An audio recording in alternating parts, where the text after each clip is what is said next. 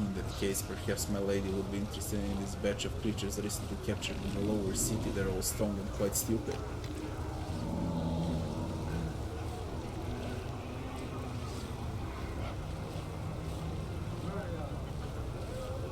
Samira, what do you want with the spilling creatures? They're small fry, fit only to be cannon fodder for the Crusaders, I would suggest.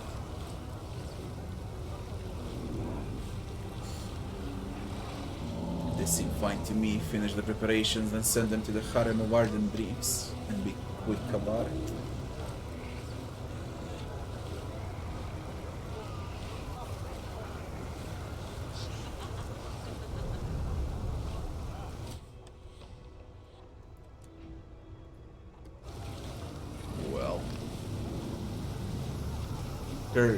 Kurtz. Who are you, Kurtz? Tough-looking demon with a rough, cruel face and the hands of a seasoned warrior greets you with a grin. Looking to buy slaves? Me, I just sold off the shipment I captured during the last trade. I'm Kurtz, captain of the Bloody Bitch. Do you know me, Alara? The nut job. Her entire crew must be wimps and vixens if they haven't slit such a leader's throat or fed her to Shear's beast yet. You can't help but notice that despite Kurtz's dramatic bravado, a spark of fear gleams in his eyes. And you are. Kurtz, known by some as a Kurtz got stabbed, captain of the legendary Bloody Bitch, and the most famous damn pirate in the Midnight Isles. You must be a landlubber who's never set foot aboard on an airship if you haven't heard of me. You can travel to faraway lands whenever you want, but you choose to be a pirate. Only a real scumbag would waste that kind of freedom on robbery and murder. I led the scummiest. The scummiest. Tell me more about being a pirate. What exactly you want to know? The life of a pirate ship captain consists of 4 things: his vessel, his crew, his experience, and Pazuzu's patronage, of course. You already have wings on your own. Why do you need a flying ship? Sure, and what do you propose I do with all the loot? Carry it on my back? What about the slaves we tucked into the cargo hold? The ship is a big flying treasure chest. It also provides a fair amount of cover from arrows and spells that rain down on us during boardings. Tell me about your vessel. You'll recognize my Bloody Bitch right away by the huge skull decorating her prow. We secured that trophy near Vazglar, and there was a great fight for it. A few other captains wanted to lay their hands on it as well. Aside from the skull, I've done good work on a Bloody Bitch. You can't find a better attack vessel. Her broadside can take a dragon strike, her 3/4 sails can catch any wind.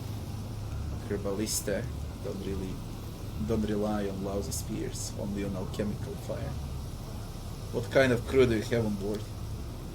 The toughest rogues and cutthroats you could ever want. They're my hand-picked collection, each one as bad as the next. They're the most notorious rebel, most infamous scoundrels you could ever find in the abyss. They sell their own mothers into slavery for a cheap copper. Turn on me? Never. Nobody else could lend them a better deal than I can. If they ditched me, they wouldn't make it 3 steps before taking a knife in the back. So they got no choice but to follow me till the end. So how many ships have you plundered?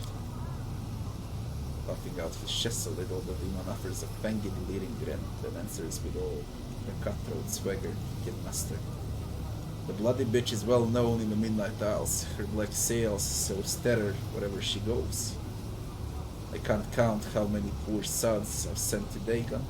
I was leading the charge, saber in hand, back in the days when Alexia was flashing her bare tits in the skies over Aloshinira, and when Ziforian, the tall rapscallion, ruled the city. As for loot, the treasure that passed through my hands, I spent them all on booze.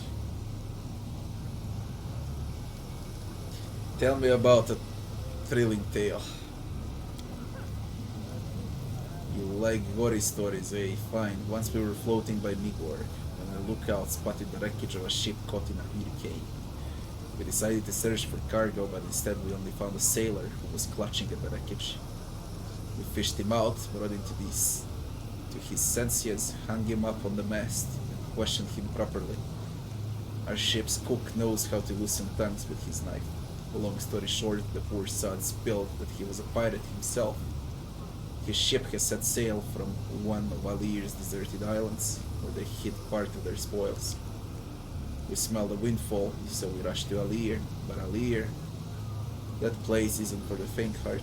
Predatory vines, carnivorous flowers that breathe out clouds of poisonous pollen, and walking bushes that surround you, pounce on you, and sting you with thorns till you die. And did I mention toxic springs, or the flies that crawl in your ears while you sleep and lay their eggs inside your brain, driving you insane? All in all, the place was a nightmare, and we found ourselves right in the middle of it all. 3 times our prisoner told us where to check for the stash. Each time we dug, but all we found was dirt and bones. By the 3rd attempt, the damn island had already wiped out half the crew. We realized that asshole was playing us, so we got it out. You know what we saw then? All his entrails were covered with whitish mold and overgrown with some spongy fungus. His heart, his guts, his brain, the gunk was everywhere. According to our ship doc, that fungus controlled every one of the sailor steps. He got infected on Alir, but he left the island to lure in fresh fodder for the plants. We fled as fast as we could, but for a long, long time, I couldn't believe those damn weeds got so smart they were able to trick us. You mentioned Pazuzu quite often. Do you worship him? Sure I do. Only total idiots don't worship the demon lord of the sky and winged creatures. Well, at least if we're talking about aeronauts. All the storms, wind currents, and beasts who feed on those currents, they all bend to his will.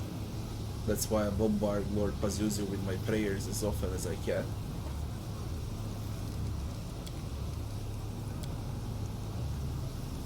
May Pazuzu fill your sails with wind, stranger, but no more than mine. What a religious demon, eh?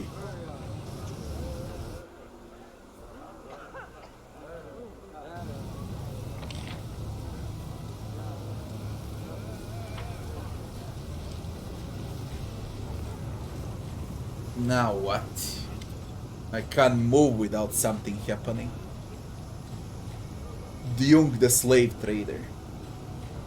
A grotesquely fat demon speaks to a demoness standing in front of him, his voice irritated yet slightly sycophantic. If you wanna get these sweet Asimars for 10,000 delights, cough up 50,000. Just look at how delicious they are. These girls haven't yet been whipped. Your clients will be clamoring for them, and after they become too worn out, they'll make a magnificent stew. What are these fucking conversations, man? I'll give you 30 if you stop talking rubbish, Dink. Or keep going, then you can steer clear of my palace of delights. You can pleasure yourself on your own, you fat chunk of rotten meat. Do you want to get on Shivarov's bedside? Do you really want that? Asimar's slaves standing nearby try to avoid looking at the angry demoness. Even in their miserable position, they retain the mark of inner purity and nobility inherent to their kind.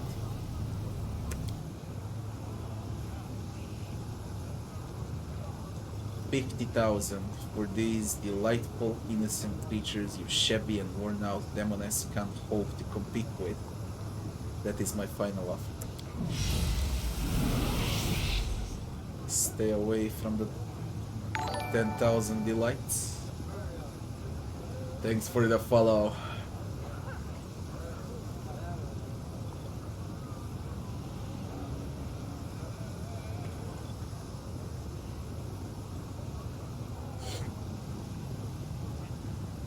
For me, Pillars 1 was also great. Far better than Pillars 2. And I might even replay it sometime. I can have your old little morsels pleasure you from now on, you greedy, horny piece of shit. Allow me to present my living wares, the finest household slaves to serve you and entertain your body and spirit, and they can satiate even the most exquisite cravings. What were you arguing about with the demoness? She wanted to buy my beautiful Asimar concubines for her palace of pleasures, the 10,000 delights. Unfortunately, her common sense and good taste couldn't compete with her greed. She offered me a paltry price, next to nothing, instead of gratefully paying the full sum for the slaves, offering 30,000 for a group of innocent pure Asimars shipped here with the utmost care. No one has laid a single finger on them. No one has taken a single bite out of them. It's simply outrageous. This game needs fucking voice acting. Every line should be voice acting, including the narration, okay? Especially here in the Abyss. Especially here, man. I'm not a fucking voice actor nor a narrator. Alright, this needs to be properly done. Because it's fucking hilarious. Who are you? I'm Young, the slave trainer. When I was younger and much slimmer, I was a dashing raider. I spent my days abducting concubines from other planes for the harems of the most powerful lords of the Abyss. My experience, however, has shown me that raising and training pleasure slaves from an early age is much more profitable and much less risky business. That's why I now own the largest and most respectable slave farm, where I breed representatives of various races from different planes. Though I haven't entirely given up the raiding. These deceptively slow movements and soft walls of flesh fail to hide the powerful muscles beneath. This demon could like to lift a wagon with 2 horses by himself. I'll buy the Asimar slaves. I see you're a connoisseur. I'd like to warn you that these little birds will cost you a pretty penny. Their price is carved out the Madame of the 10,000 delights, but for Shamira, to whom I intended to sell this fresh Asimar beauty is 50,000 spare change. I'm willing to sell them to you for the same price. If we do not intervene, these women will be doomed by the celestial blood that flows in their veins. There is nothing more tantalizing for a demon than befouling, abusing, and destroying any being with ties to the upper planes. We have no right to stand by and leave these unfortunates to a terrible fate and torture of death. Pay 50,000 gold coins, deal. You won't regret it in the Abyss. Goods like these are a rarity. I wish you the most exquisite enjoyment of your purchase. If you wish, I can give you an excellent recipe for braised shanks. Just send one of your household slaves along to pick it up. The demon winks at you, then looks at the Asimars with palpable longing. The slaves stare at you with a mixture of hope and fear in their eyes. Their faces drain of color as they wait for you to seal their fate. Not far from here, an Asimar is waiting for you. You'll find him, he'll provide you with a shelter.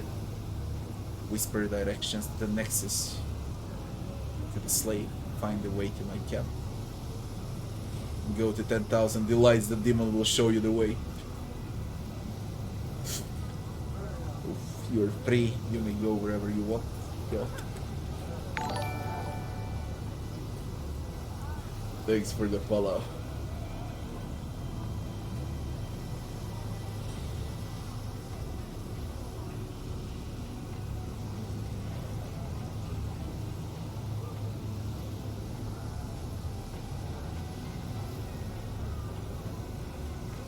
Not far from here, an Asimar is waiting for you. Go find him, he'll provide you with a shelter. Whisper directions to the Nexus to the slave, find the way to my camp. The Asimar women look at you. Talk to Latver. The Asimar women look at you, their expressions piercing. You see a mixture of gratitude and awe in their eyes. Thank you, stranger. We will not expect any help in this terrible place. We will not forget it. You did a noble thing when you did not abandon the weak in their hour of need. You have my deepest respect.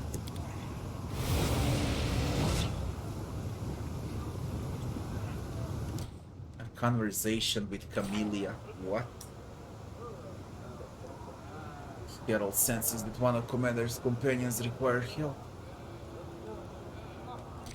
This is just keep wrapping up, goddammit, I keep getting new quests. Pleasure slaves. Climb to the rooftop. A huge fucking shack though. What do you sell, you pet fuck? Show me what you got. Just feast your eyes on them, the most exquisite pleasure slaves, raised in comfort and luxury, at your service. They're well trained, neat, docile, and stand ready to become ideal servants for your manor. All of them are young and healthy, in perfect state of ripeness. The demon bursts into sickening cackling and then whispers to you confidentially. Of course, we have made sure that their tender flesh meets the expectations of even the most demanding gourmet. They have no inkling of what awaits them, so you need not worry about fear spoiling the meat, making it tough and bitter. Beautiful, athletic, and well-groomed young men and women of different races smile sweetly at you. Their cheerful looks aren't marred by the slightest hint of intelligence. The slaves remind you of happy and well-fed sheep grazing in the pasture. I'll buy pleasure slaves. It's been a long time since I last had Nahindrian goods such as these for sale, if you know what I mean. They'll cost you 25,000 gold points. These poor mortals do not even realize they're no better than cattle. When the time comes for them to be led to the slaughter, their minds will not grasp that their kind master has reared them for torment and death. Anyone who makes a deal with a demon looks exactly like them in the end, a naive fool mocked by all because they do not know the knife awaits. Why did you call them Nahindrian? When we say Nahindrian, we mean of the finest quality, that's all. Everyone in the city keeps talking about some Nahindrian crystals that grant immense power, but no one can say what they really are. The only thing we know is that they exist and their owners suddenly become unbelievably powerful. As long as no one knows what they really are, you can call anything Nahindrian, you see. Pay 25,000. Excellent. I strongly recommend keeping the slaves on a diet of local ocean mollusks. This will help them stay athletic and fit. It also gives their meat a pleasantly spicy and musky taste. The demon adds the last phrase in a whisper, shooting you a nasty grin. These poor souls raised by demons like cattle for the slaughter. You have broken their golden chains. At first they will hate the harsh world you have delivered them into, but only because they're so naive. I, however, celebrate your compassion.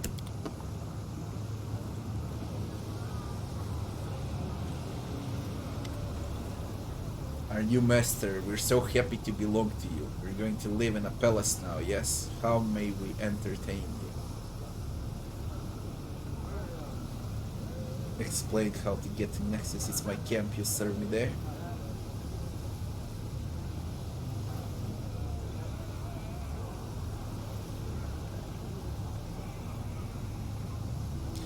It's my camp, you'll serve me there. Olaf will explain how to get to the Nexus.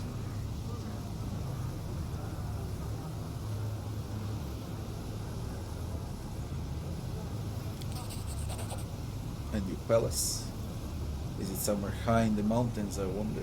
Are there many guards? How is the food? Is there a pool where we can swim in turquoise milk?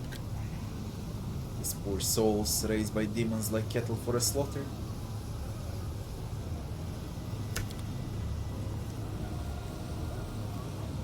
Piggy boy, show me what you got. I fear I have nothing to offer. The discerning customers such as yourself, the slaves I have for sale are trained to please demons, not Golarians. You may find their Keresias, a trifle rough, possibly even disfiguring.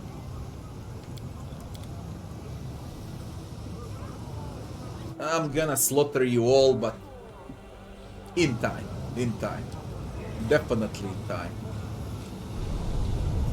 I'm gonna wipe the entire Alushinira from everyone. I sense something.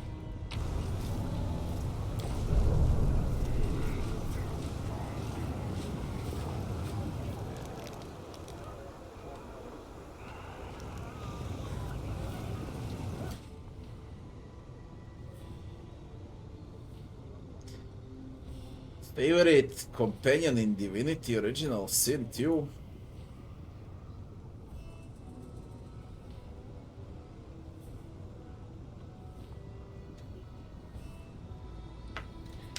I mean, you can't even call them companions, they're main protagonists. It depends who you play with.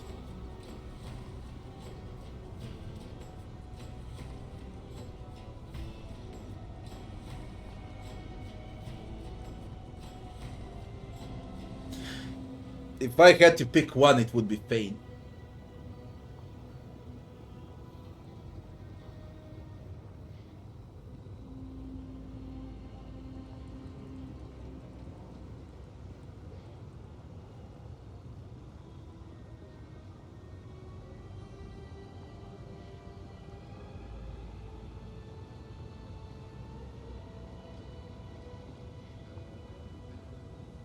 Best written character was Fane. And the best jokes too. Oh my god, more slaves. Air method.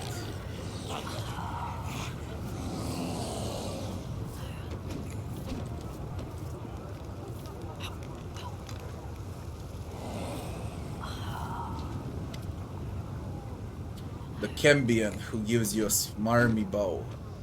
Bow. Looks like he once tried to split in two, then changed his mind. His chest is twice as wide as it should be and double pupils stare at you from each of his eyes. Every time this freakish creature opens his mouth, an impressive goiter swells at his neck. His voice has an unpleasant croaking quality, as if a giant toad had taken up residence in his throat. Would you like to buy some fresh flesh? You can call me Reggie. I'm at your service. Who are you and what are you selling?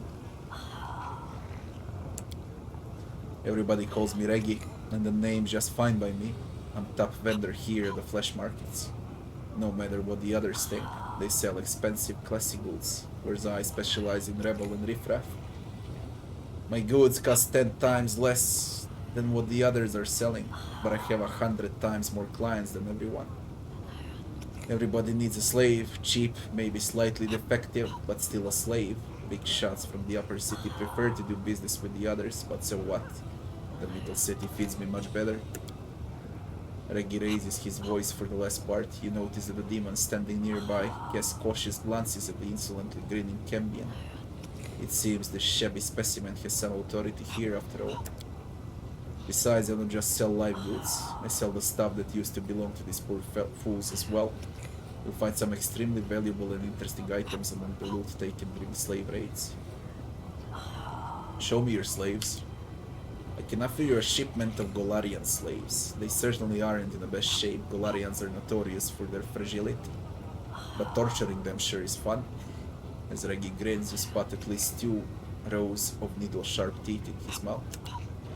Golarian slaves are clad in torn rags, their bodies emaciated. Many have wounds and cuts. Their blank indifference to everything happening around them suggests these unfortunates lost any hope of escape long ago. Sila looks at the slaves with pain in her eyes. Poor souls, what have they done to you? It's over now, we'll help you. Where are you from? We come from all over, my lady Paladin. Most of us were captured back in Kenabras. As for me, I got caught on my way to Nerosian. I was on leave, going to visit my family. It's quite a journey you had. But you will get to Nerosian and see your family again, I swear on my life. You hear me? Hold tight and tell others not to lose heart. We must get them out of here at all costs. We can't abandon our own. If we did, we'd be worse than scum. Arushali's presence causes a rumble of discontent among the slaves. She flinches under their angry and hateful gazes. She opens her mouth to say something, but fails to find the right words and just sadly lowers her eyes. You winged bitch, what are you looking at?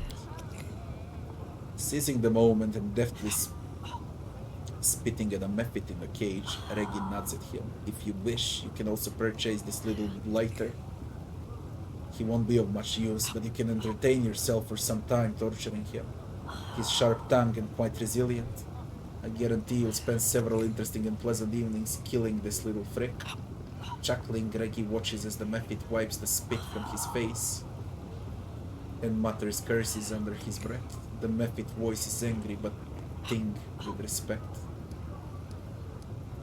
Sell me the mephit. I won't ask much for this nasty piece of crap. 10,000. And watch your fingers. This little prick bit off a few of mine when I was chasing him. The Cambion shows you his hand. It's hard to miss the fact that the number of fingers is still far higher than usual, despite the missing ones beaten off by the method. Pay. With a gesture, Reggie opens the cage by magic. You notice his fingers have more knuckles than typical, which makes his hands look like large spotted spiders. The method climbs out of the cage and gazes at you with its mean round eyes. So you just bought me, eh? Meaning I'm your slave now. That's funny. Why don't you just go? Miss the colorful ending of the phrase, because in trying to avoid your retribution, the method spreads its wings and soars upward, becoming nothing but a dark speck in the sky within moments. Expeditious retreat. Reggie laughs nastily. How awkward. You should have grabbed him as soon as he was out. Here, take this as a consolation prize. This is a ring of Nahindrian courage. An extremely valuable item. All the best gladiators wear this. You knew that would happen. Give me back my 10,000 or else. Oh shit. I fucking hell, this stupid game gave me roll 1. Fuck you. Fuck you. What is this shit? They do this on purpose, goddammit. It's impossible that someone has such a bad luck. I roll under 5 today like at least 50 fucking times. For everything. For athletics checks. For mobility checks. Look at this shit now. 1 to 20 and I keep rolling 1 to 5. Fuck. Be right back. Garbage. Bullshit.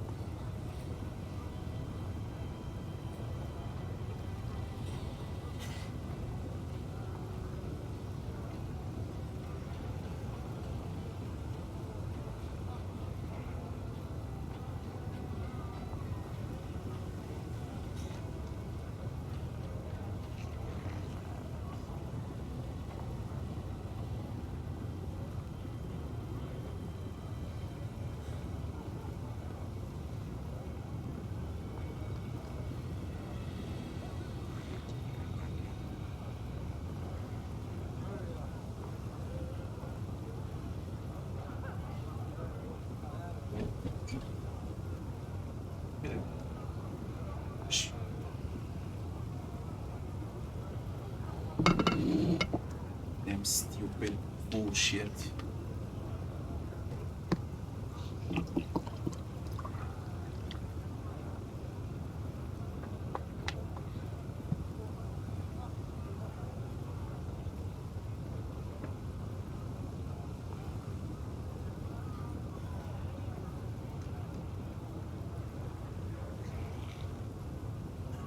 Who talks about fighting? Come on. I'm talking about this. Whatever the fuck this was. It can't happen non-stop, man. Take a fucking dice from 1 to 20 and roll it 20 times in a row. Tell me how many times you'll get less than 5. Come on. Please. Will you get it 50 times like me?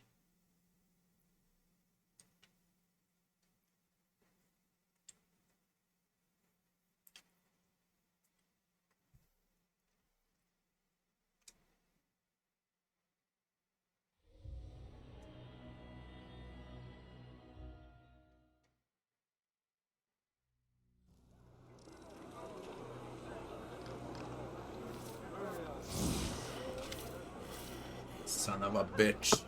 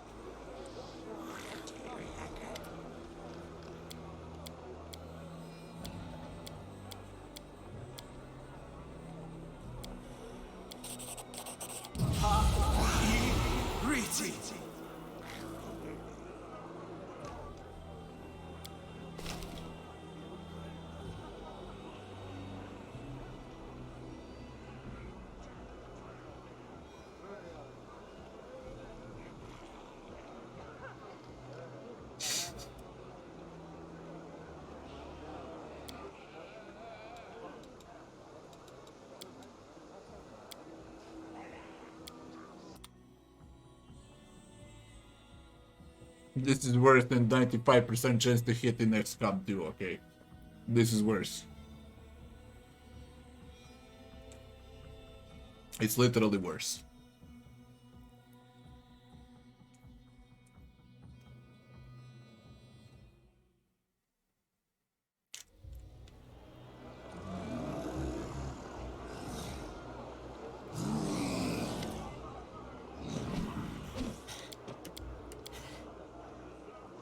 No, Owlcat needs to understand one thing.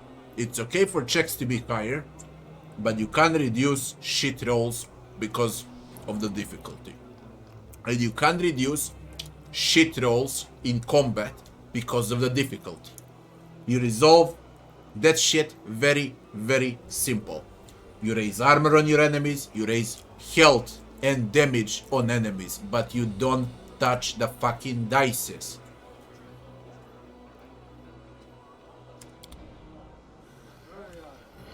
And problem is solved.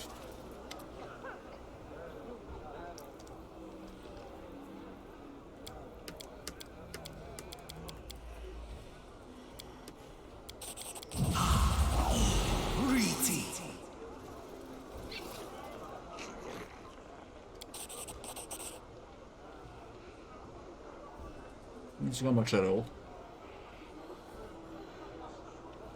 That should be average, okay. Rolling around 10 should be average. That happens most often.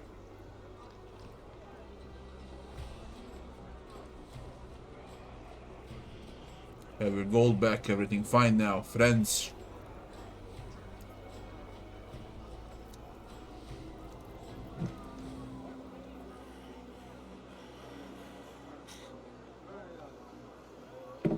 I'll buy Gularian slaves.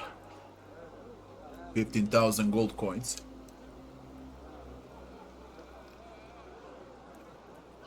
I can get 50,000 selling those wretches as meat. Except Reggie looks at one of the slaves who can barely stand. With a subtle motion, he throws a spell that slits the unfortunate's throat as if he'd use a serrated knife.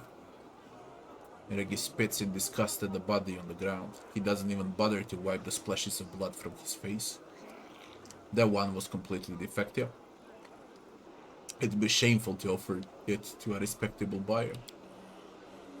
The heavy silence of the head of the inheritor is almost palpable. It fills the air like the calm before the storm. Then the angel's voice explodes in your head, roaring and furious like a battle horde. I killed him like an animal. Heaven, I knew I was descending into the depths of evil, but there must be a limit. There must be a limit to it all. If not today, then someday I will descend into this den of sin to punish the murderers and save their victims. Oh my god. I wish there was a voice actor. I really wished.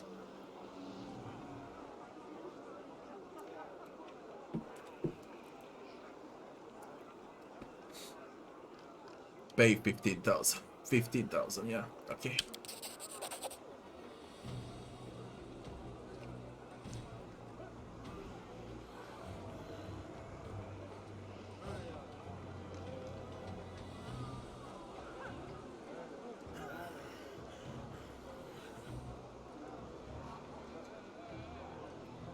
The gods bless you, my lord. I'll pray for you as long as we live. Get to the refugee. Yamedea bless you.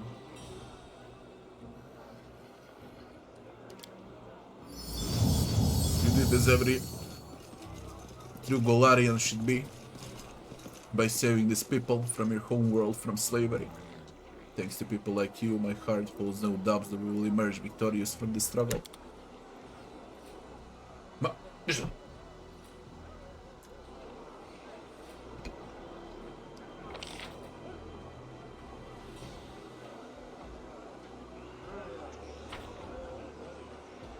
Bloody hell, how big is this map? Ready.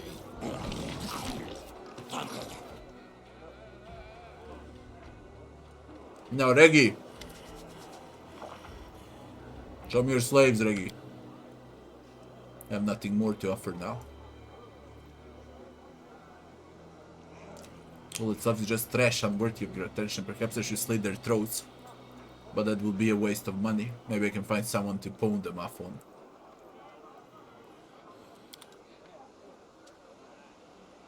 Spoils he loot.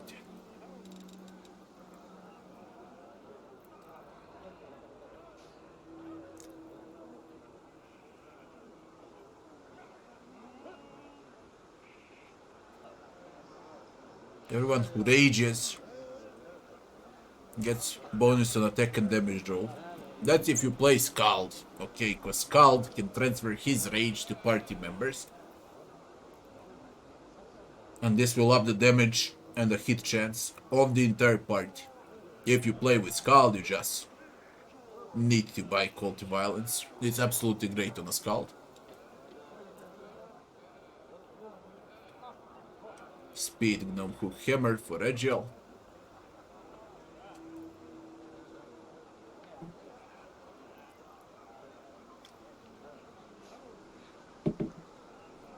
Huge crit X.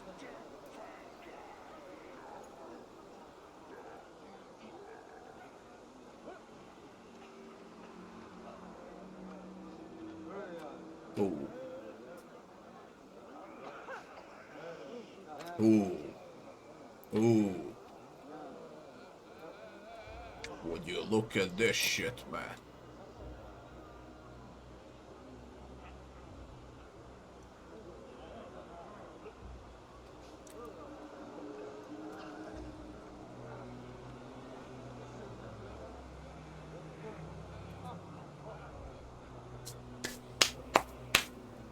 I think I'm gonna buy it.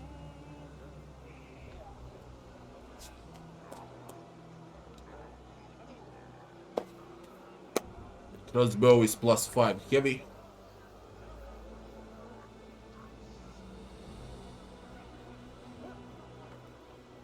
Enemies can't cast spells. For 1 round only, after that they're immune for 3 rounds.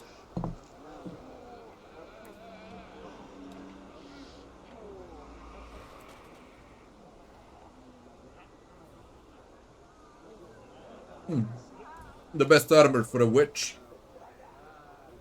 Increases the DC of spells from witch spell list and hexes by 1. Black and Rex.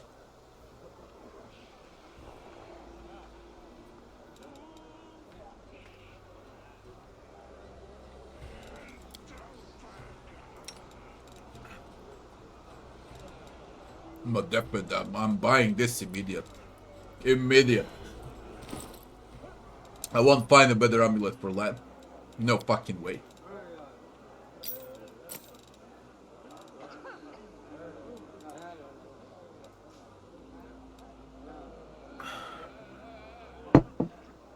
We're just way too good. You find some fucking mask for land.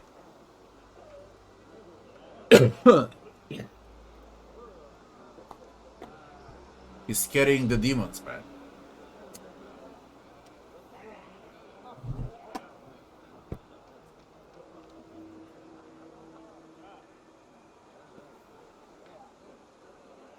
You mean Sork that had everything that has hexes? Okay, I think there's some druid subclasses with hexes. Everywhere where you see hexes, it's gonna count. Alright. Every class that has a witch spellbook, it will count. For sure.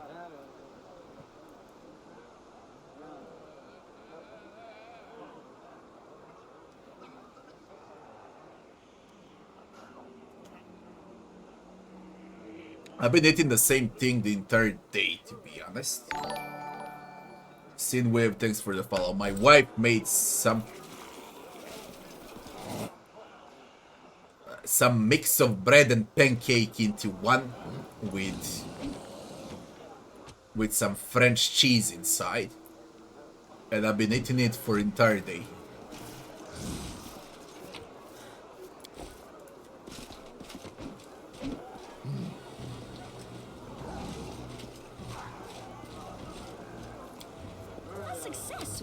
The islands floating in the air are not the byproduct of some crazy magic. It's the energies of chaos that endow them with their bizarre properties, and they're not even the most amazing thing that can be found in the abyss.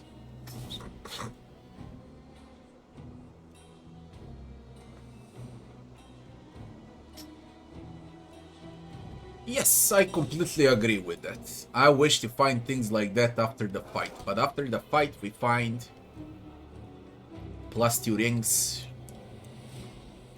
+2 amulets.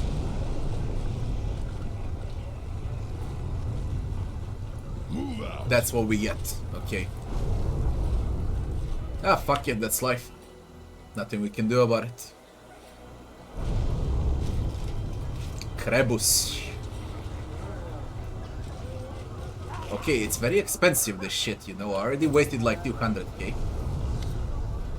The tall, thin vendor is weighted in a loose black robe. He's not a demon, but it's impossible to determine his race.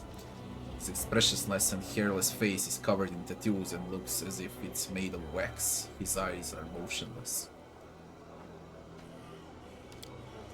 As you approach, the black figure almost doubles over as he sweeps into a low bow. The vendor moves with a supernatural delicacy and grace impossible for a human. He extends his arms, also covered in tattoos, toward you. The ink on his palms comes to life and forms the words, "Greetings, I'm Krebus, vendor of magical lunatics." I can sense shadows, evil shadows that once served their old master, Viravaxius, whom I fought valiantly but had not the strength to defeat. Beware this one champion, for his link to power is both formidable and cunning. Something inside you awakens and casts a fiery glance at the slaver. You can see the darkness curling under the thin layer of his skin, or rather a shadow resembling darkness, a demon woven of shadows. Whoa. Colin Wilson, thanks for the sub. Thanks a lot.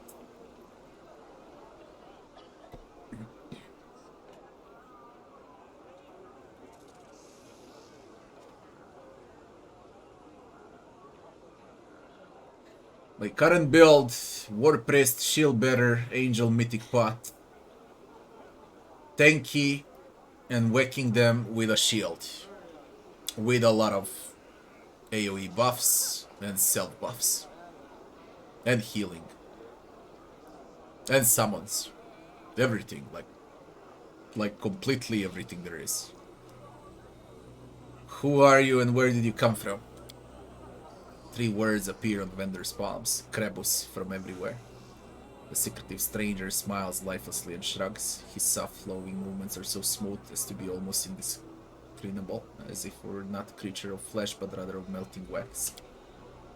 The slaver opens his mouth wide, and you see neither teeth nor tongue inside. The ink on his palm forms the words I can communicate. What kind of slaves can you offer? With a slight nod, Krebus points at a group of slaves standing nearby. All of them are completely motionless, their backs unnaturally straight. They seem to be drugged. Their eyes are entirely black, without a hint of pupil, and in depths tiny blue sparks flicker like stars in the night sky. From time to time, some of the slaves utter something uncanny or barely comprehensible, then fall silent again. Tiny ink glyphs begin to appear rapidly on the slaver's palm, as if drawn by a skilled scribe. My lunatics, magical ingredients for ritual sacrifices, dissolve in blood, fermentation finished, distillation finished, deposited into practical self-propelled storage units inside the slave bodies. High magic potential. The goods were examined and certified by esteemed Vilodus, approved for trading. I can sense darkness inside them, not mundane darkness, which is merely the absence of light, but an embodied darkness that just evil and possesses awareness instead of being emptiness and nothing. What curses substances did he pump into these unfortunates? Keep an eye on them, for the darkness inside them waits for the right moment to be born into this world.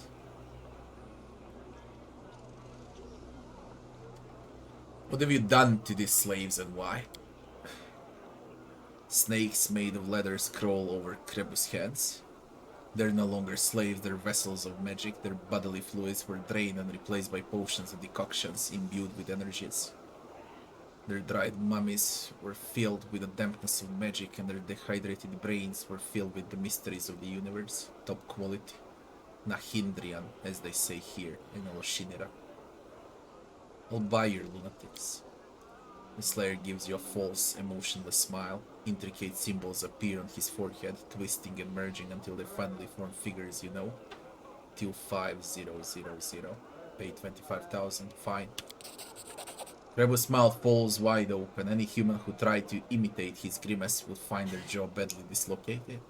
With delicate, neat movements, the vendor places the gold into his black, gaping maw, handful by handful, until he swallows all the money you paid him.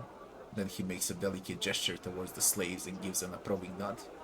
A line of letters runs over his face. Don't delay using them. Magic is unpredictable. Lunatics don't seem to realize they have a new owner. They continue to daydream quietly, start staring at something inside their minds and something whispering inexplicable things.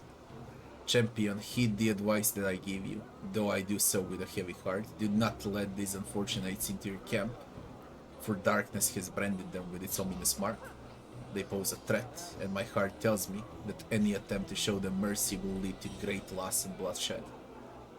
You're free, chaotic. Your words make no impression on the lunatics. Perhaps they don't even understand them. The words on the vendor's palm read, they cannot be set free. So I paid for what? Lunatic stand motionless as is carved from stone. Heed the advice. Explain to the lunatics how to get to Nexus. Do you understand me? What happened to you? Or attack? Let's see what's inside you. Krebus head has obviously pumped you full of some intriguing substance. Do you understand me? They do not. They continue staring. Suddenly one of the lunatics turns his head slightly toward you. He looks through you with huge black eyes that lack pupils. White motes in their depths resemble stars. The lunatic opens his mouth and speaks to you in a clear voice. You have a star in your heart, a strong one. It's beautiful. What happened to you? Lunatic hands start to move with a grace that seems impossible for a mortal. His hand begins drawing something in the air. Finally, the lunatic starts talking. His hoarse voice is distinct and clear. Everything inside has boiled away and now it's empty, as dark as well. From the bottom of the well you can see the stars, even when the sun is high in the sky. We have boiled away and now we see the stars. Attack. The slaves make no attempt to defend themselves. They stare through you with indifference and do not emerge from their strange trance, even at the moment of their deaths. Let's have some fun! Level 2. What the flying uses ability perfect strike, he just exploded them all.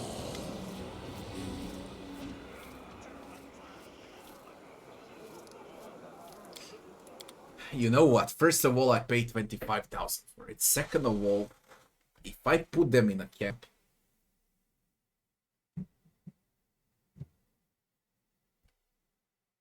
a lot of bad shit can happen. And I'm curious what will happen. But I just don't dare doing it. For me, it's 4 AM, by the way. And I've been live for nearly 10 hours now.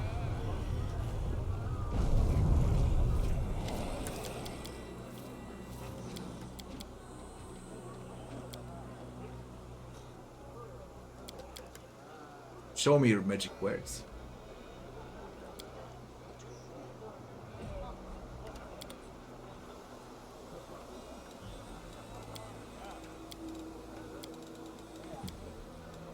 Quicken meta magic rods. Greater maximize. Phantasmal guide. Ghost touch +5 monk. Cast illusions full spells as they were 3 levels higher. What the fuck?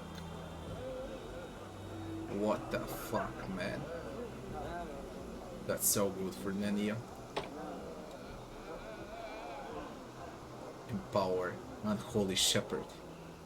While wielding the string with a sign of Baphomet, you can summon 2 half-fiendish minotaurs 3 times per day, and they will fight on your side for 10 minutes. However, if you die while wearing this ring, they're summoned too, but now as enemies. 66613. What a price, man.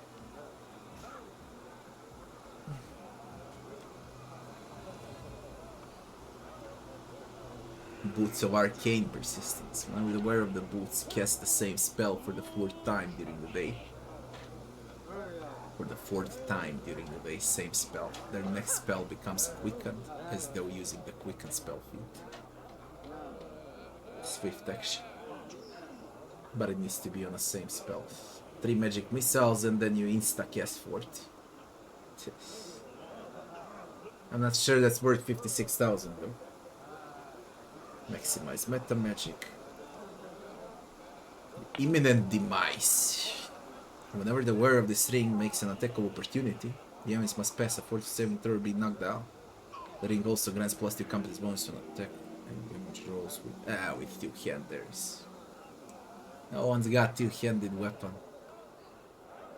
No one. Robe of Malice grants the wearer +3 dodge to armor class, +5 bonus to unarmed attack and damage rolls. It can be worn only by a monk of Lawful Evil alignment, Evil Monk. Volcanic Storm.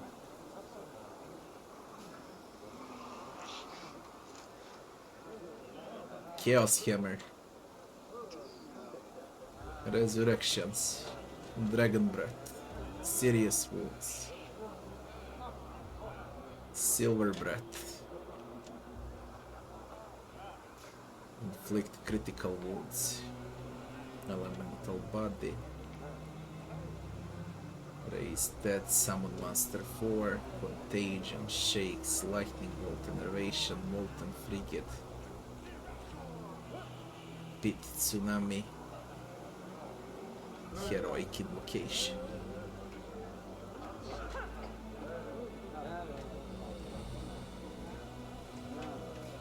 4 morale bonus on attack and damage rolls. They become immune to fear and charm.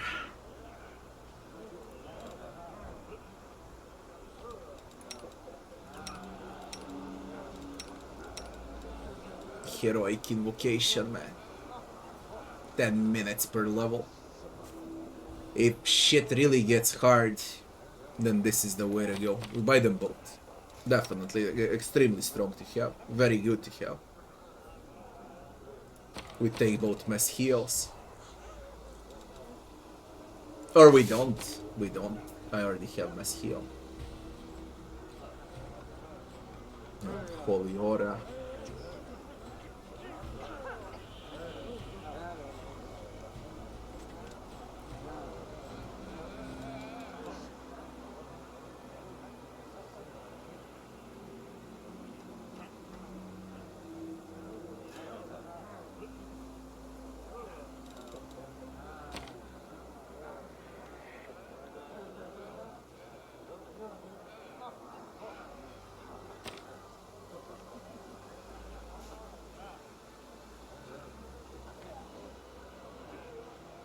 He literally has all scrolls in the game. Everything you can think of.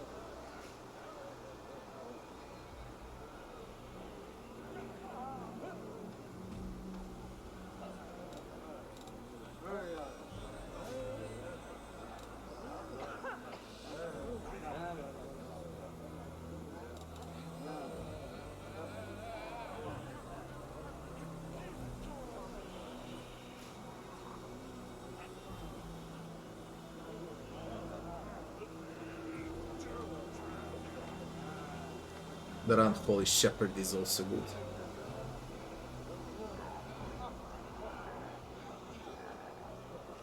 But it really doesn't... I'm not supposed to play with this since I'm playing a freaking Angel Mythic What? Now this shit for Nenio. She's got a War Mage.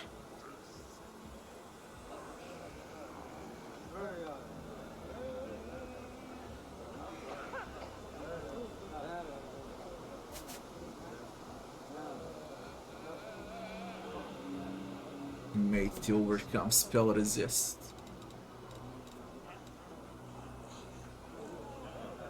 Illusion, School of the Wearer. The Wearer cast increases by 2. Adds +2 DC. Increases illusion spells that over 3 levels higher.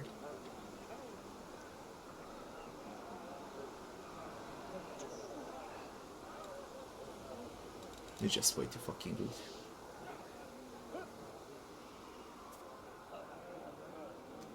Fucking hell, I don't know what to do, but let's leave it for now till I think about it.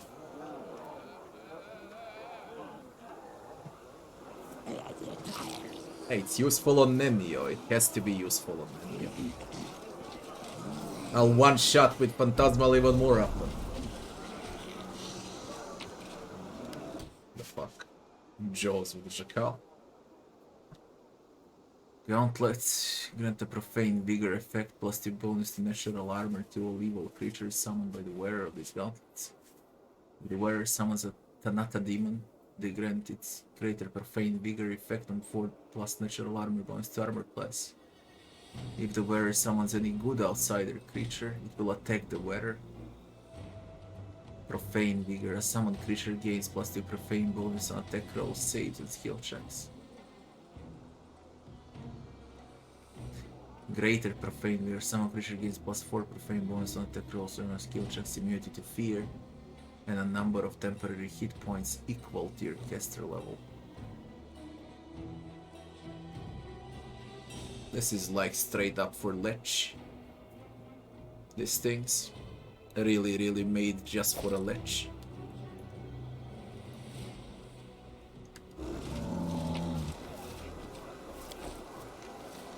Ramissa, the slave trader.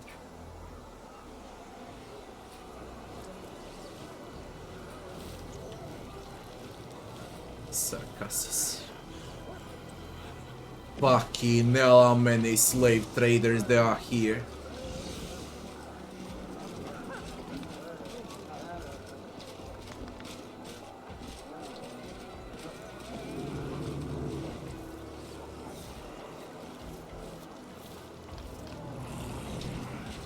Venture Captain Gristo. On the nature of the divine.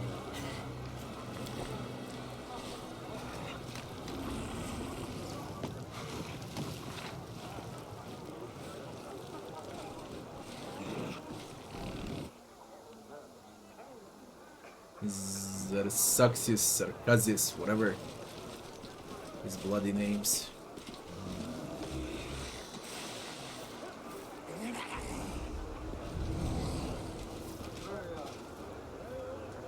And this crazy goddamn man.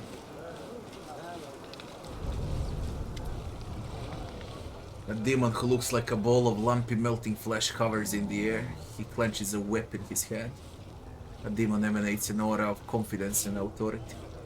He snorts sternly at a skinny tiefling standing nearby, whose eyes are skillfully sewn shut with black silk thread studded with diamond chips. The demon mutters something incomprehensible to you.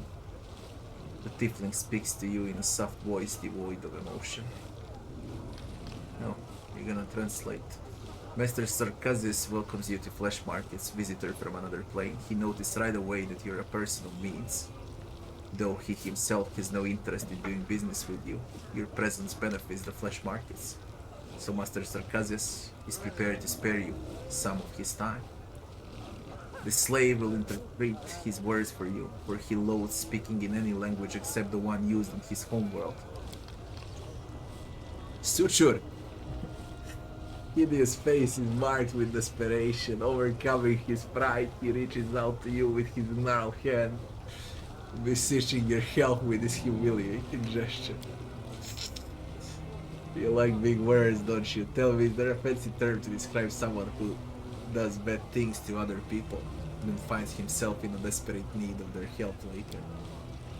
There is. It's called karmic justice, also known as bad luck. Suture, man. Yo.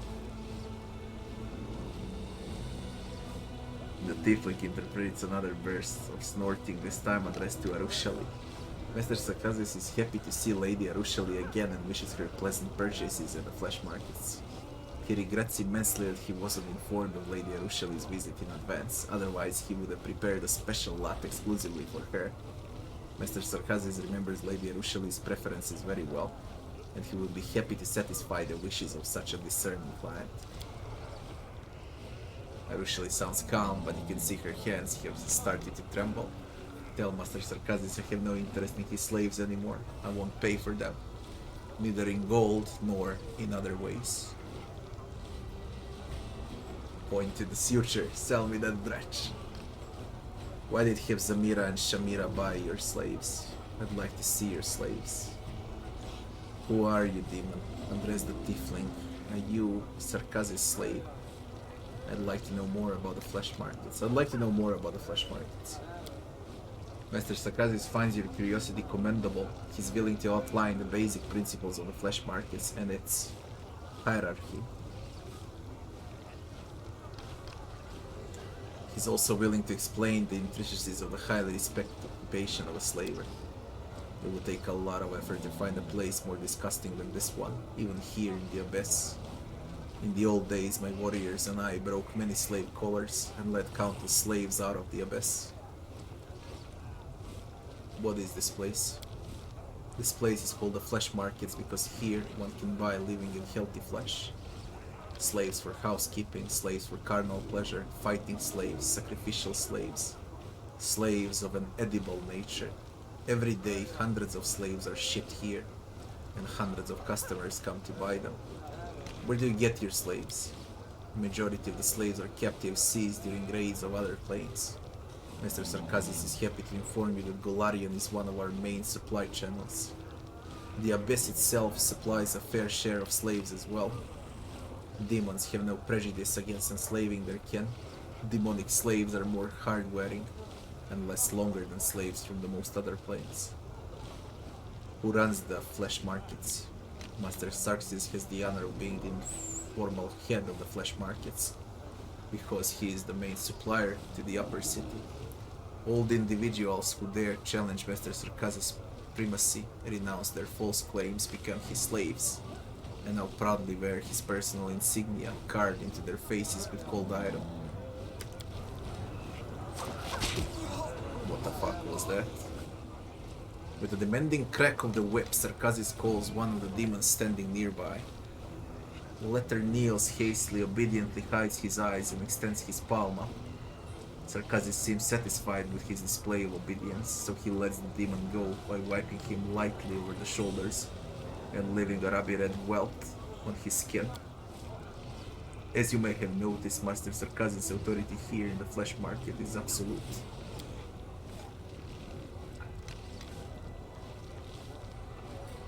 Address the tiefling. Are you Sarcasis' slave? The demon bursts into indignant gurgling. Even without understanding a single word, we quickly conclude that he is displeased. Master Sarcasis wishes you to cease your attempts to bypass him and communicate directly with his property. The provenance of his property is a matter of concern to Master Sarcasis alone, no one else. Who are you, demon? The demon answers with a lengthy barking tirade as the interpreter listens carefully to every grunt. Master Sarcasis comes from a remote corner of the Abyss extremely far from these parts. Practically no one in all of Shinra has heard of the magnificent place that is Master Sarcasis' homeland. He would happily return there because that place is superior to all other realms of the Abyss. However, Master Sarcasis found himself fascinated with the concept of slavery. In his homeland, the idea of owning other sentient beings does not exist. The common practice there is to kill anyone who is not like you. Master Sarcasis has spent a lot of time studying the sophisticated art of slaveholding and has become the most respected slave trader in the whole of Shinra. Tell Master Sarcasis it is wrong to treat living beings like this. Not everyone approves of slavery in Golarion, but I respect your customs. Slavery is disgusting. This seems right, though it must serve the strong. I understand. Slavery is disgusting. Listening intently to the displeased hoots, the tiefling adds a light touch of condemnation to his monotonous speech. Master Sarcasis is deeply indifferent to your opinion regarding the slave trade and the order he has established here at the flesh markets.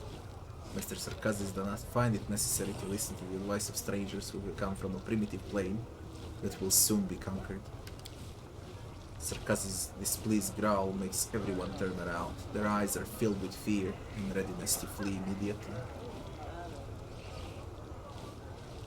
Why did Hebzamira and Shamira buy your slaves?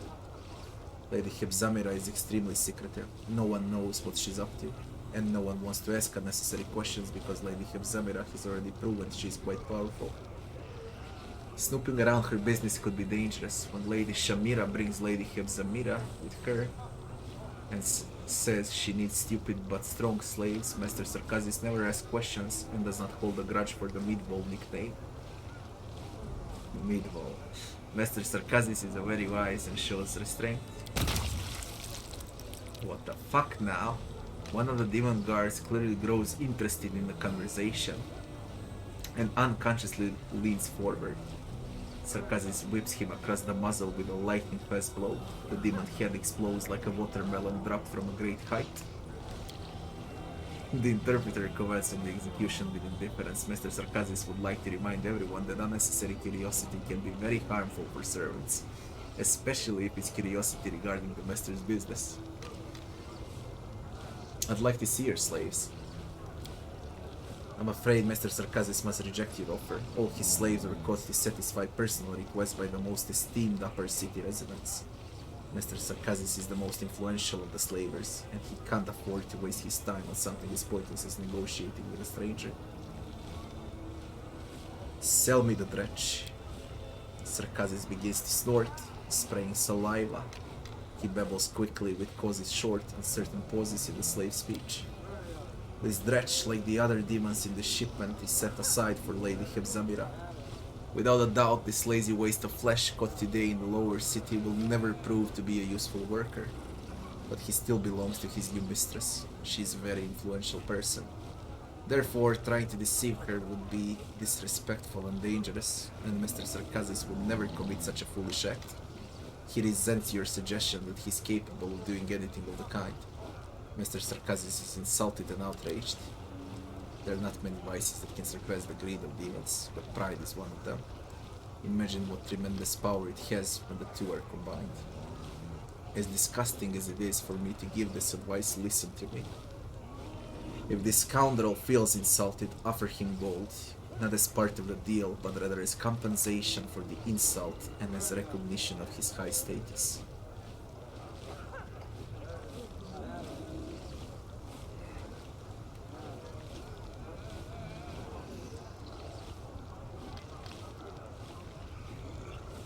Let this dredge go now, you wretch. You and your witless slave make me sick. Okay, we're gonna listen to Herald. Perhaps gold can compensate for the insult I've inflicted. The demon grumbling abates slightly as a flicker of greed appears in his eyes.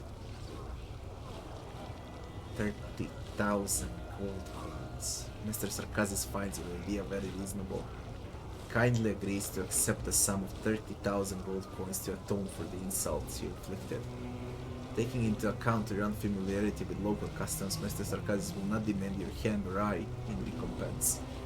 For his part, Mr. Sarcasis considers it is undesirable to keep this dretch in his stock, for he was the cause of your disagreement.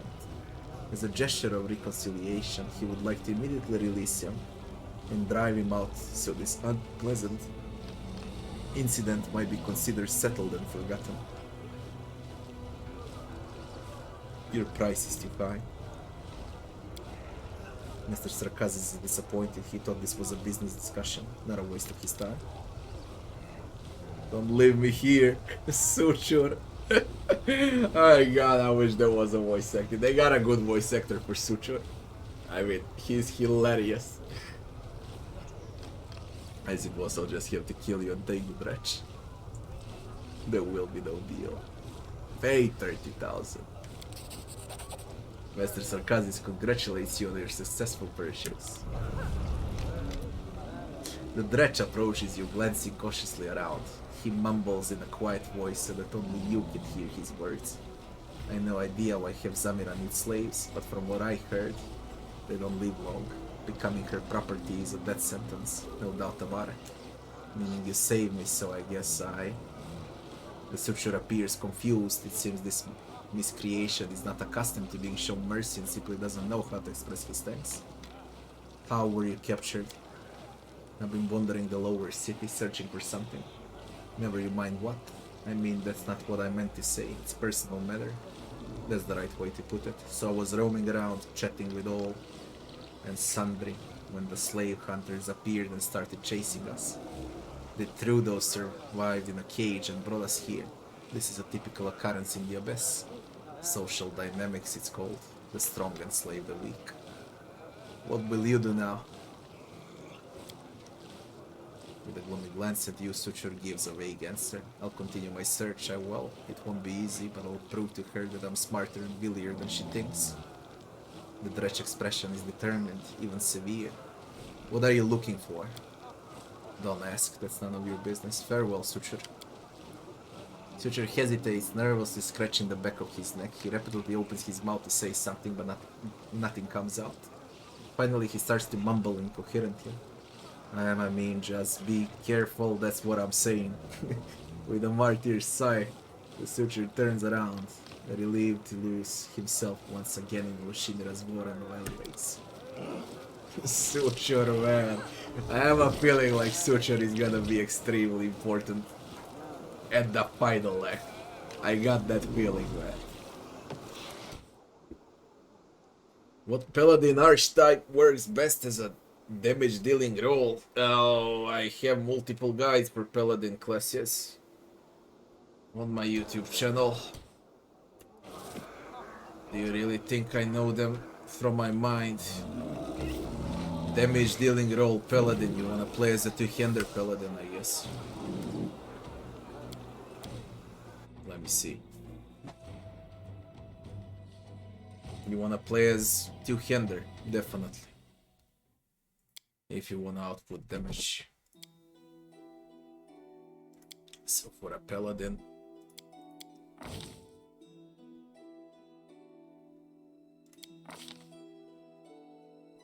I haven't seen this creation screen for a long time.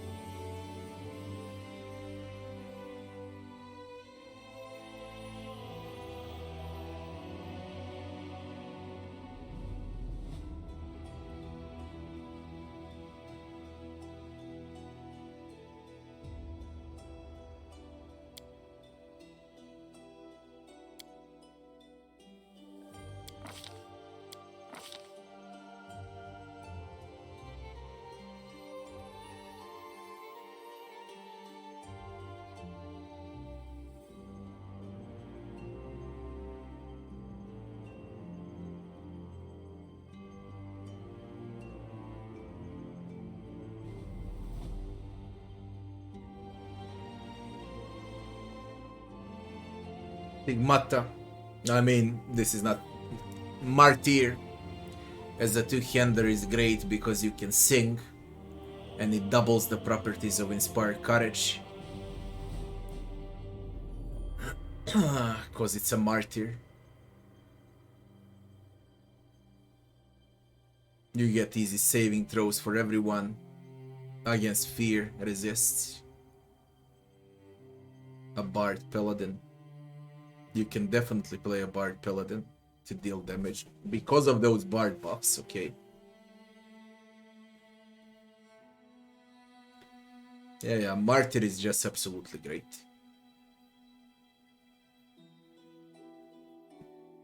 Absolutely great. Yeah, definitely. Inspire greatness into all of those songs, okay?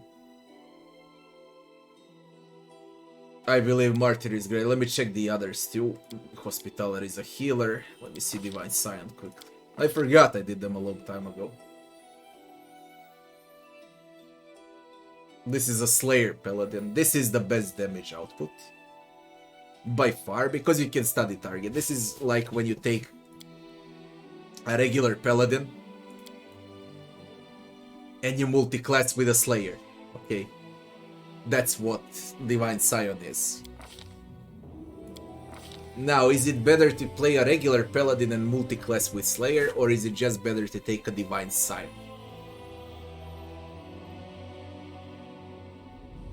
Let me put it straight. When you mix straight Paladin with a straight Slayer, you will get more damage, but less spells. When you pick up Paladin Divine Scion, you're gonna get those high level spells faster with a smaller nerf into damage. Okay, but this is the best damage dealing subclass.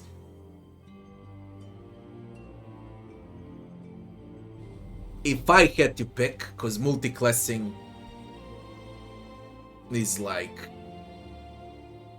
boring, to be honest, because you're gonna go flat with multi-class. I would rather pick a Divine Scion. I would reach Divine Scion to level 14 and then I would multi-class with something else. Okay, For example, with a two-handed fighter. So you get, what, 6 free levels into fighter at the end. And you're gonna receive those highest level spells as a paladin. Alright? Maybe you can do it like that. That's like the best damage output you can get for a paladin. And let me see what else is left. Hunter was ranged. Guardian is a tank. At least I believe it's a tank. Protect, yeah. Pledges her protection till willing creature for a day. This is a tank. Sword and board. You got 2 options. You got Divine Scion and you got Martyr. Stone Lord was only as a dwarf. It's a dwarf. Stone Lord. Can drop on a permanent living earth with protection. She treats her melee attacks until the beginning of her next turn. It's magical element. Stone Lord is also good. Adamantine defense, adamantine damage. With a defensive stance for free. What's a Stone Lord? Stone Lord is a mix of a Paladin and Stalwart Defender, because you get defensive stance as a Stalwart Defender. I just make Scylla a Stalwart Defender. Right. That's what you get.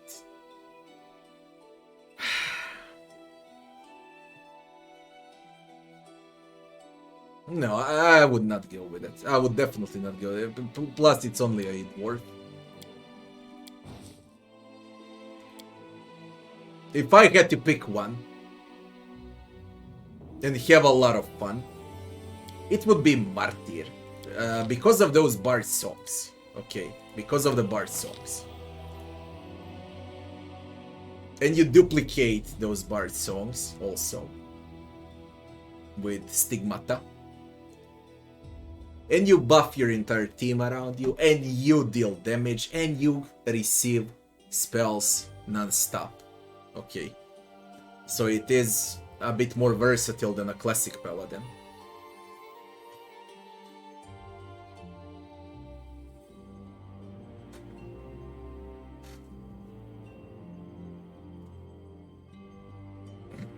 Listen, I never rush anything at all. I always, on a first run, I always play it slowly. I can do a video like that when I start rushing. Alright. Just when I start rushing. Thanks for the follow. If you really wanna play Paladin, this is the way to go. I would pick a Martyr. Because I believe it's the most fun. Now, what class should you pick as a Martyr?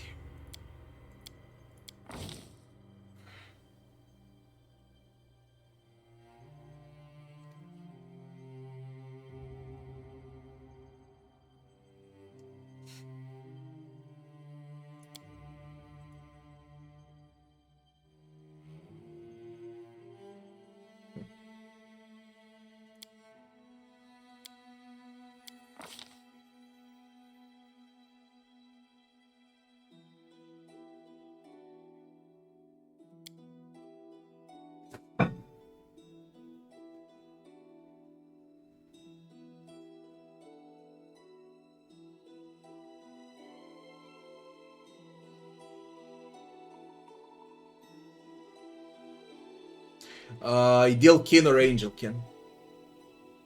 I believe it's the best. Alright. Ideal Kin or Angel Kin? Frankly, you're gonna make a game a bit easier for yourself if you go with Ideal Kin because of summons. Summons can distract and you need those summons early on. So I guess Ideal Kin Martyr is definitely a valid option. But if you look at lore and if you look at thematic, you play a Paladin, you play as a bard, good, lawful good Paladin, then definitely Angel Kin goes with a Paladin and you pick an Angel Mythic Path. Okay, and then you really have strong combo with Angel Kin, Lore Religion, Magic Device, tons of scrolls to buff up and similar shit, okay? Plus your own spells, plus bard songs, plus a lot of auras. If we look at the thematic, it should be Angel Ken. Let me see the Tiefling.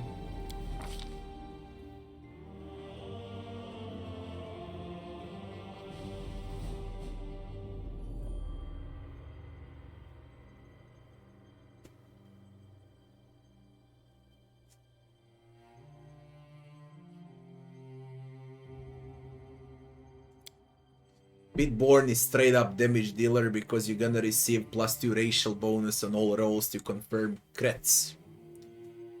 Quite useful, especially at the start. Alright. But I would still pick Angel Ken. Even though this shit is great with a Pitborn, I would still pick Angel Ken because it's more... I like to be thematic when I play, okay? To fit the lore for the specific character. Not just look at the straight stats, okay? If you want to look at the straight stats, then it should be Pitborn. But then you gotta play as a Tiefling. I would rather play as an Aasimar. Makes more sense for a Paladin. Especially Angel Kin into Angel Mythic Path.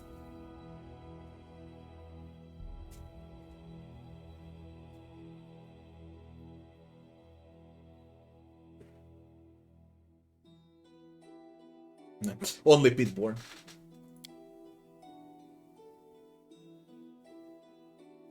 I wouldn't take anything else. Human, Aasimar, Tiefling.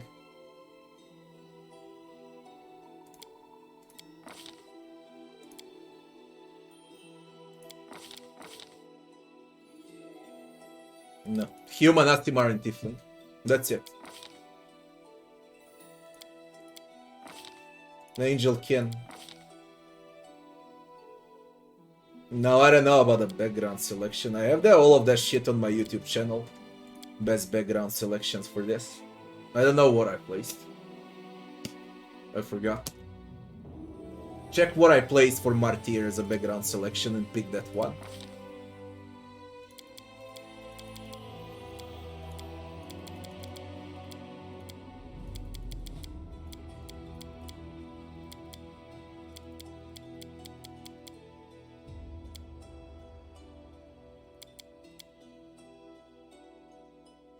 You can go like this. On the 3rd or 4th level, when you receive ability point, you ramp it up into strength. You're gonna receive team feats from 13 decks, you're gonna have huge health, or even better, you can do it also like this. Alright. Like this, you can prepare him for 2 levels in advance, 1 on 4, 1 on 8. So, what are you gonna do? You're gonna put a Constitution belt, +4.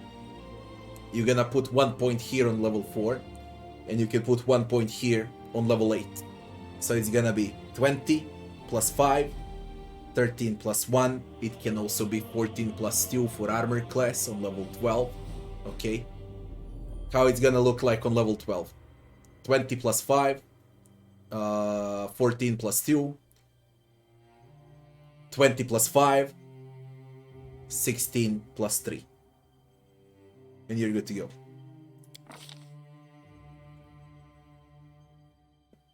The problem here is only 1 point. Since Diran will have Persuasion, Len will have Nature, Knowledge Arcana and World both on Diran and Nenio. All you need to pick here is Lore Religion. When you rest, you're gonna receive those bonuses from Lore. You don't need anything else. Only Lore Religion on a Paladin. You need it to remove those demon curses, plagues, and similar bullshit. And that's about it. Okay, that's what you want to go with.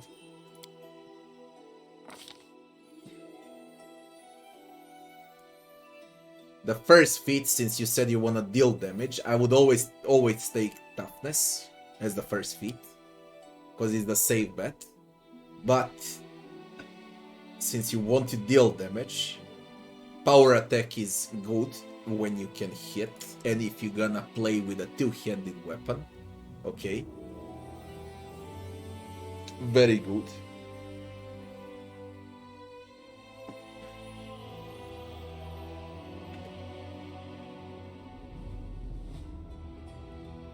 Or you're gonna pick weapon focus on glaive.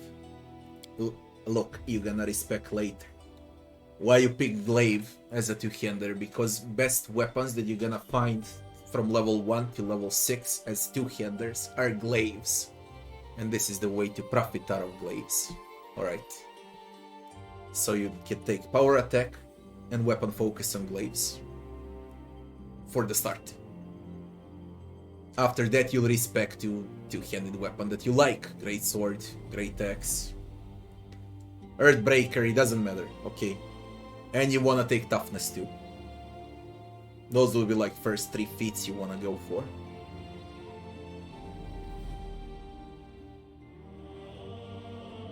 Definitely those 3 feats. That's what you wanna go for. Pick whatever the fuck you like here. It should be your Medea, alright. But since you're gonna play with glaive, you can also pick Shaylin. And there's your martyr.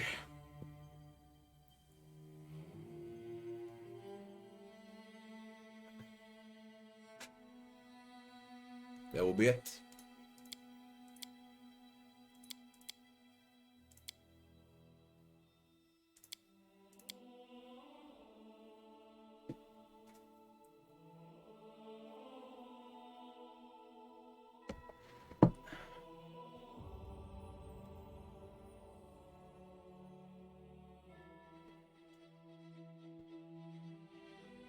When you pick spells to learn with a Paladin, you wanna pick self-buffing spells, alright?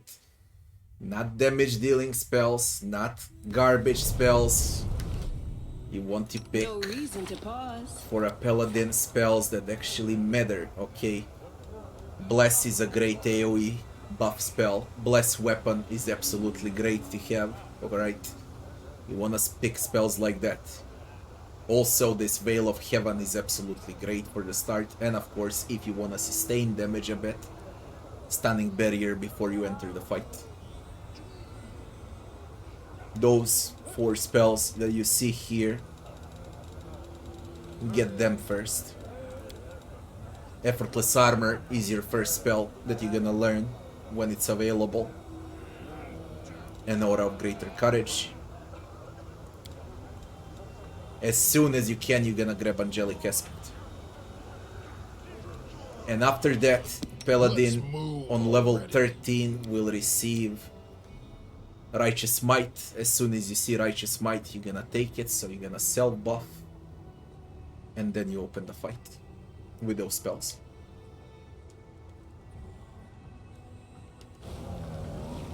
What I did, I set the dredge free, did I?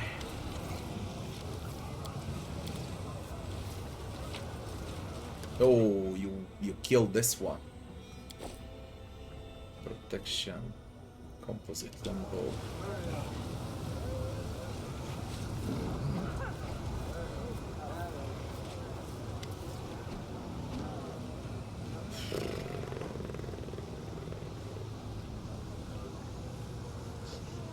I'm tired of reading, guys. I'm really tired of reading. I've been reading the entire day.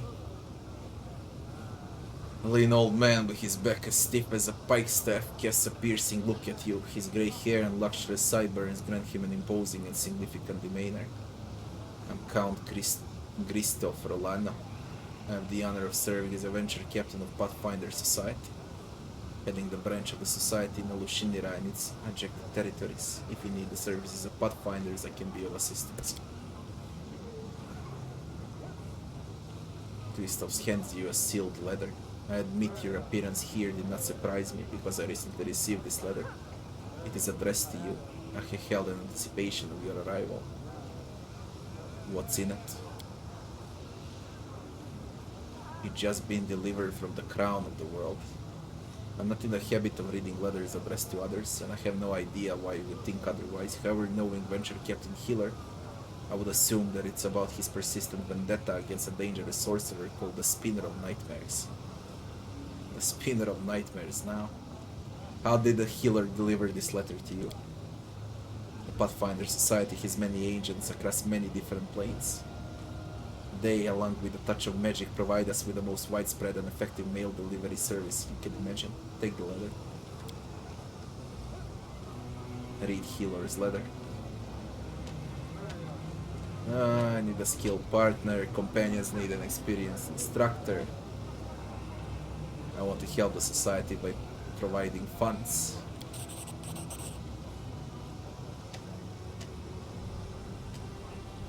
The society has fixed charity rates, preventing corruption. I personally find this practice very wise. A donation for the prisoners of the Abyss is 50,000 gold coins. The price is high, but will give freedom to the unfortunate, so be it. Base profit is not worth more than a life. Give 50,000, holy shit, everything costs. The Pathfinder, the commander's name is known in certain circles. The Pathfinder Society is grateful for your help, Commander. The unfortunate folk enslaved by demons will glorify your name throughout the Abyss. Tell me about yourself. I'm a noble, a good Asmodean, and a Pathfinder who earned the honor of being sent with the most unwanted task to the most repulsive point in the world. Ready to provide you with a few good fighters. What else are you interested in? What it's like living in the Abyss. Abominable. The Abyss is a savage place where everything that can be designed in a wrong way is. Why were you sent to the Abyss? To buy slaves, of course, or rather, redeem slaves. The Pathfinder Society sent me to provide help to dwellers of Golarion who have been enslaved by demons. Every day I go to slave market with a bag of gold and I return to our shelter with a crowd of poor folks whose freedom I managed to buy. Unfortunately, there are always too many slaves and too little gold. We send the ones we save to Golarion. Some of them are opportunists and fighters who were unlucky enough to be imprisoned. They are grateful to the society and are ready to provide services to repay us for the rescue. When people who are looking for mercenaries contact me, my charges go to serve them, and the payment for their services fills our coffers with continued redemption of slaves. What you do is merciful. Personally think that the enemy has to be fought against and traded with, but the management of Pathfinder Society did not heed my advice. Who are you? Christoph Rolano of Longmarsh, Count of Sheliax and Venture Captain of Pathfinder. Pathfinder Society has long planned to open a branch in the Abyss. For obvious reasons, such an appointment didn't make anyone especially happy. However, as people of honor, the Pathfinders of my lodge couldn't let skirmishes stand in the way of duty. All of us volunteered for this mission, and then the Decamvirate chose me as the most suitable candidate. My companions need an experienced instructor. For the first few times, it's free of charge. Free respect. Need a skilled partner. 11,000 gold to make a merc.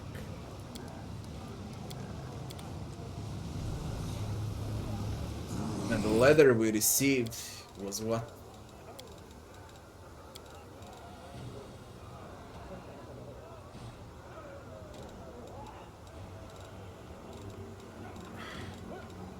Man, my inventory. Holy shit.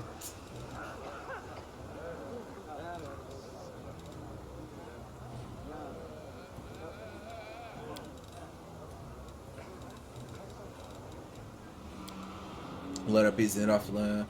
Greetings, Commander. Sorry to bother you with any requests when you're busy with a difficult and dangerous mission. My situation is extremely serious. Found a trail of Spinner of Nightmares. Her agent in Nerosian fell into her hands and revealed during interrogation that the last known lair of the Spinner was in Lushinira, in a block called 10,000 Delights. Knowing the habits of the Spinner of Nightmares, I'm inclined to believe that she used to live in the heart of the giant battle. My poor Laurie might still languish in this horrible place. I'm begging you to look for her, or any traces of the Spinner.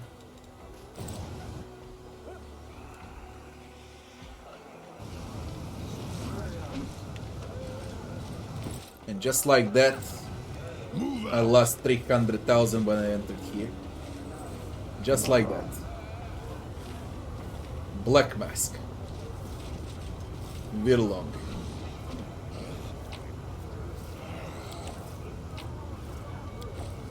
Head on.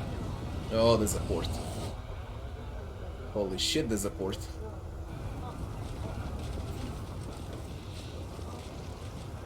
Gallow warmonger. You need to keep a constant eye on the slaves, else they will flee. Gallow the warmonger. A stern-looking demon stands before you, bristling with what seems an arsenal of weapons, and his copious scars suggest he's been hacked to pieces more than once. His face is hidden under a grotesque obsidian mask attached to his flesh by thin straps ending in hooks. The hooks are threaded into the skin, and the wounds bleed profusely as if inflicted mere moments ago. The mask resembles a sinister black mollusk, enveloping the face of its victim. When he speaks, the slaver voice is muffled, greeting stranger. I'm Verlong, legend of the Battle Bless. Are you looking to buy some battle slaves, or do you need weapons for yourself and your servants? Show me the ones you're selling. No, who are you? I'm Verlong Black Mask. I was the champion of the arena, and I fought and killed in the name of my mistress, Shamira. I worshipped her. I was her slave and her bodyguard. She was flattered by the many killings dedicated to her honor and by the shouts of the crowd chanting her name. Then I had a dark revelation. I realized Shamira was not worthy of my worship. She owned me. But my true mistress was the one that entered the arena with me. Her hand in mine, death. So I decided my next victim to her instead of Shamira. My mistress was enraged. She arranged a fight in the arena, one I had no hope of winning. I was hacked and cut, torn apart, choked, ground to dust by magic, and impaled on spears. But still I did not die. My remains were stitched back together piece by piece. Death was with me that day, and I returned even more powerful. But the fights lost their appeal after death. An immortal gains no glory fighting mortals. So I left the arena and I'm no longer killed by my own hand. Now I offer my gifts to death. By the hands of the gladiators I train. I take their names and their dreams.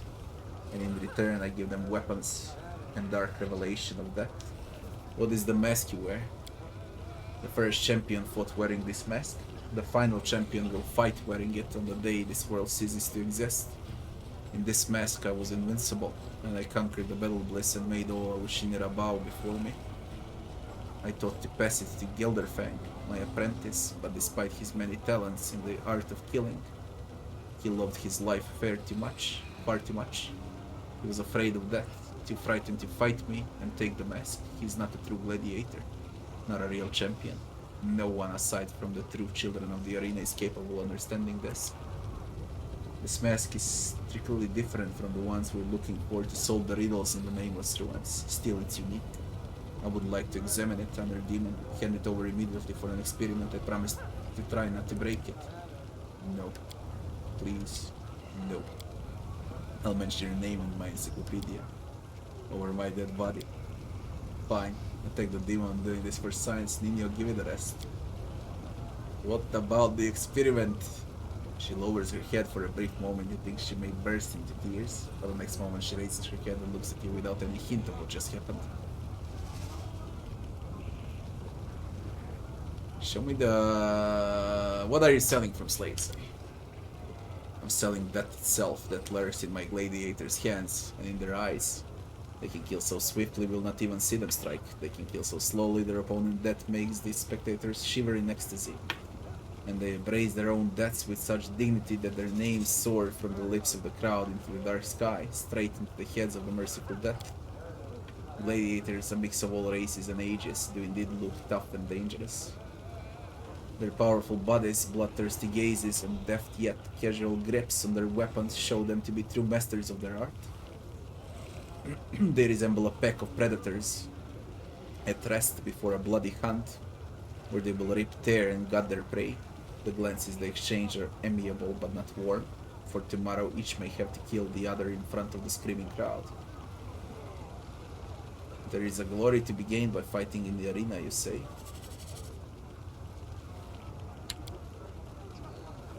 There certainly is. The gladiator fights are the most popular entertainment here in Ushinira. There is no better way to acquire fame and glory than to step in the battle bliss and take another's life. If your slaves are that good in a fight, why don't they rebel and free themselves?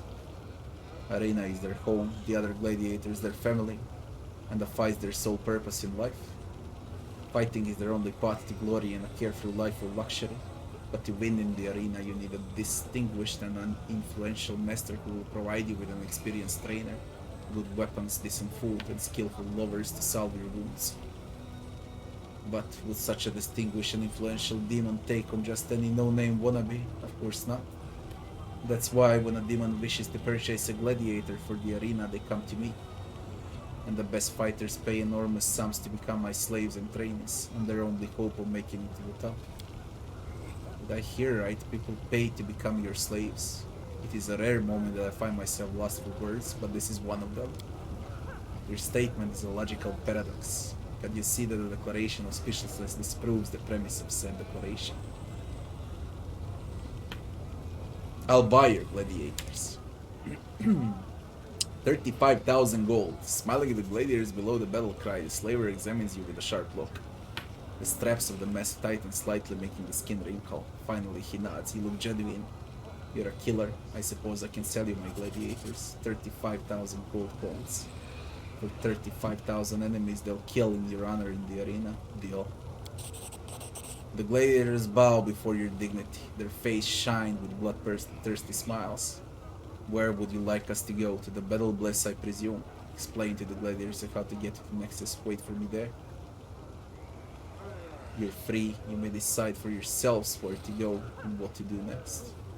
Wait for me at the nexus. Master, do you doubt our fighting skills? Would you like us to continue training in your camp under your supervision? Believe us, we're ready to conquer the arena. We'll prove ourselves worthy. Brothers and sisters, grab your weapons. Head to the camp of our new master. Double time in full gear. If anyone falls behind, kill them. That to do. Oh my god, fuck. Wait, I wanna see what happens now. The game is just so fucking big, you just can't do everything.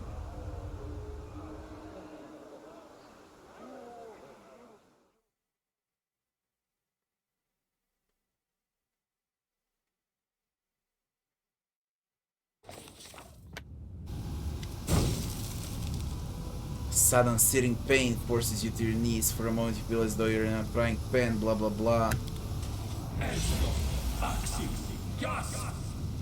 Ah shit, there's a lot to do. Great restoration.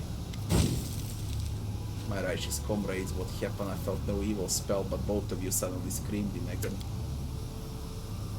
I don't know. I wanted to see what gladiators are doing. Please speed it up, I'll read it tomorrow. The angels occupy with research and must be protected. Camellia.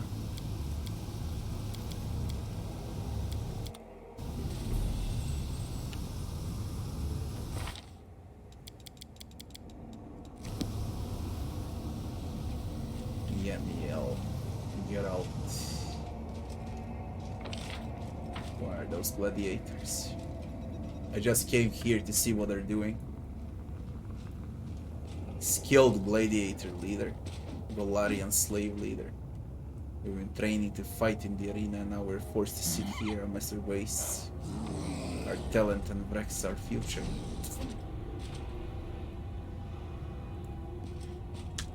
Come on, please. Holy shit, there's so many things to do. Let me check what he sells and then I'm done for today. I've been online for nearly 11 hours in a row and it's 5 AM. Let me see the gear. Then we're gonna continue tomorrow from here.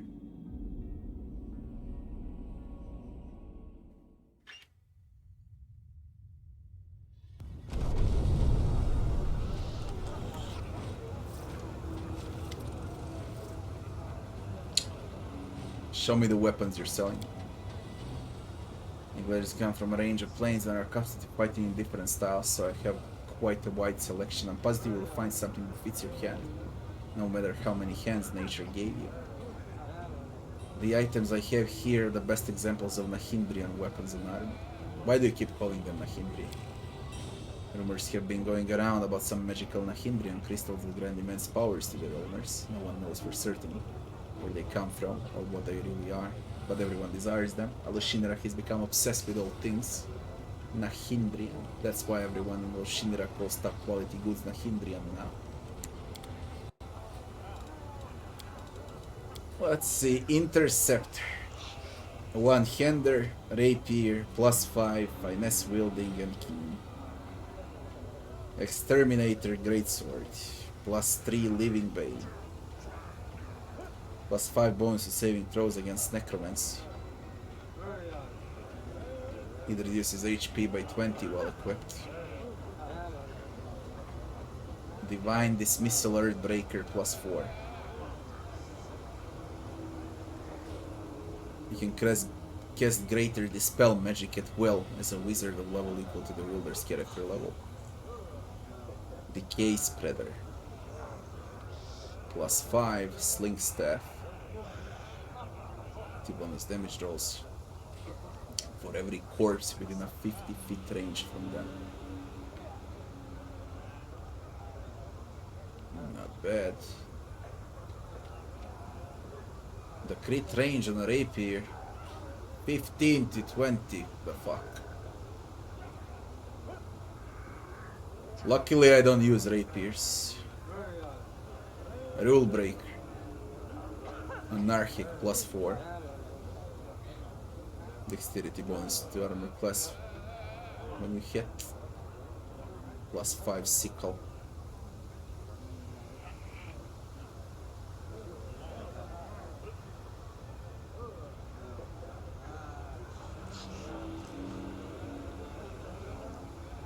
You deal unholy damage when you kill enemies everywhere around.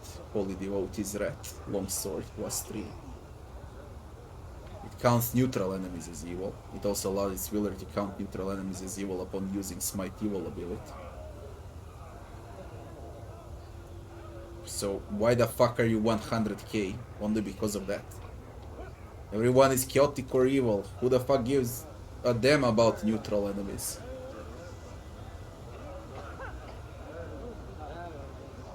An exotic Winter's Mark. Two-handed. Two-bladed sword. I haven't seen two-bladed swords at all. This is the first two-bladed sword and it's Frost +5.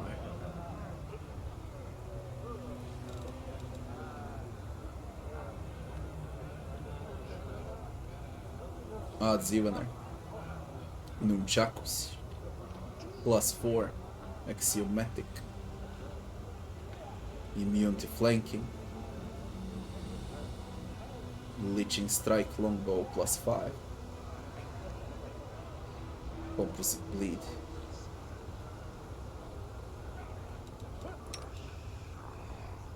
I already got +5. No, that die is +4. This is +5. Fucking hell. Better damage on Leeching Strike. Crit is same.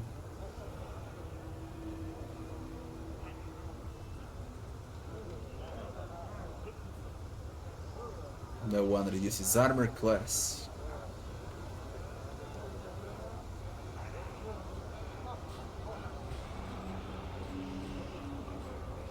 The longbow is also quite good.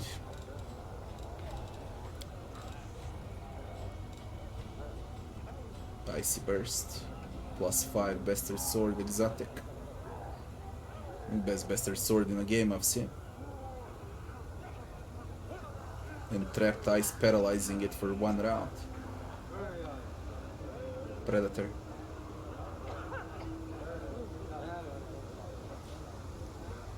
Short sword. 66 slashing damage to the enemy. What the fuck? There's a dwarf Borax. For Greybore. Dragonbane. It doubles damage against dragons. Goddamn Greybore and his damage against dragons. Impaler, short spear.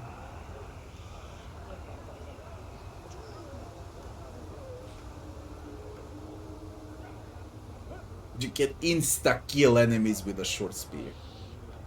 Smaller enemies. If they fail a fortitude saving throw. And you deal more damage to large.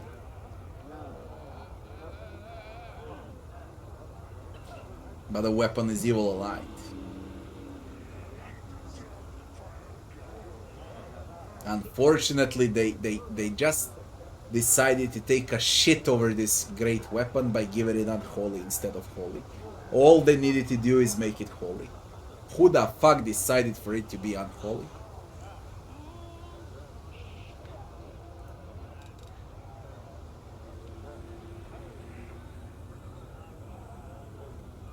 Flaming Javelin. Strength scales. You add your strength bonus to damage.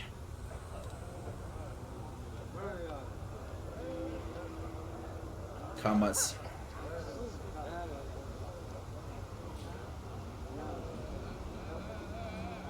Stuck. Sigh.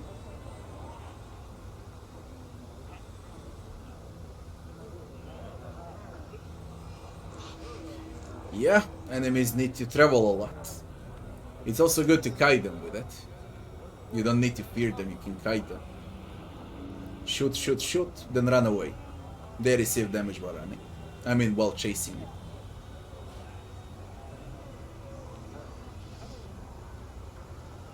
+6 belt. 15 feet aura that makes all enemies in range suffer -2 penalty on will saving throws. Dex strength. +5 morale bonus on the next attack roll. Whoa.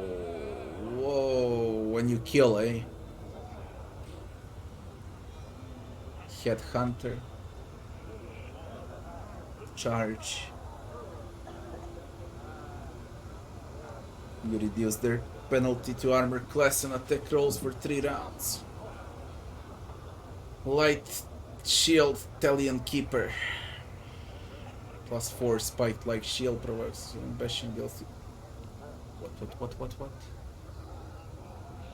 +4 spiked like shield provokes shield bash, dealing 36 piercing damage to the attacker when the wielder's critical hit. Why are you double enchanted? What is this? Why are you double enchanted? I don't get it. What's the deal with double enchant? This is a bug.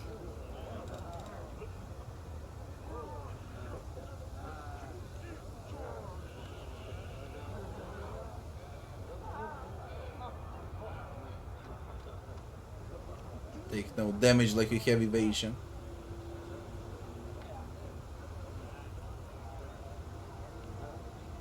Encouraging spell.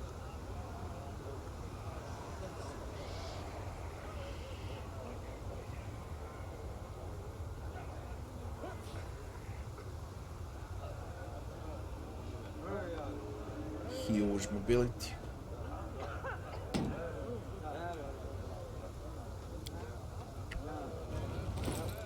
Let me check something. 27 attack with it.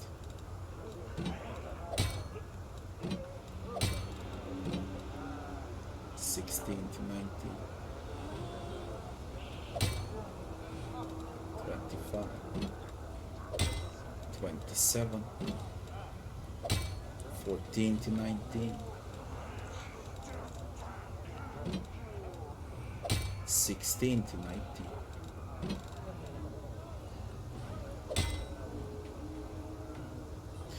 Funny, man. Funny.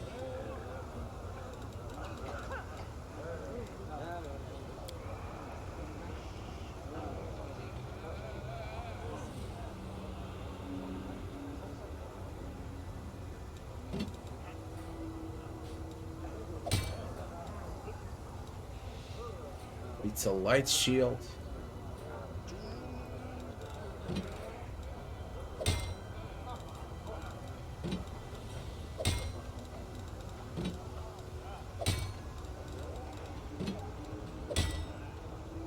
It looks good.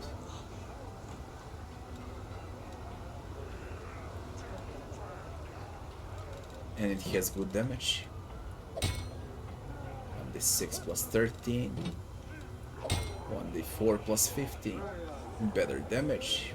Better hit chance.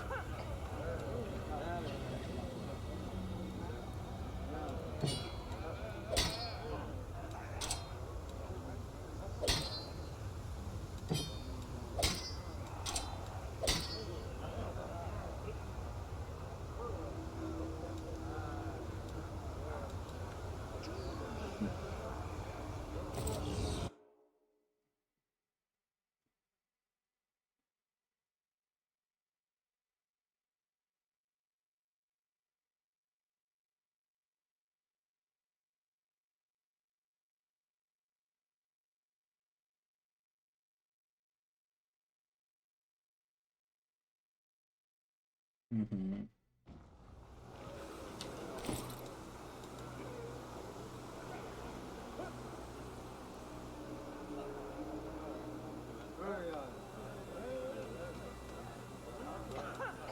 Way too good. My shield. Way too good. Mandragora. They got Mandragora here. Disgusting thing. Ramissa, the slave trade.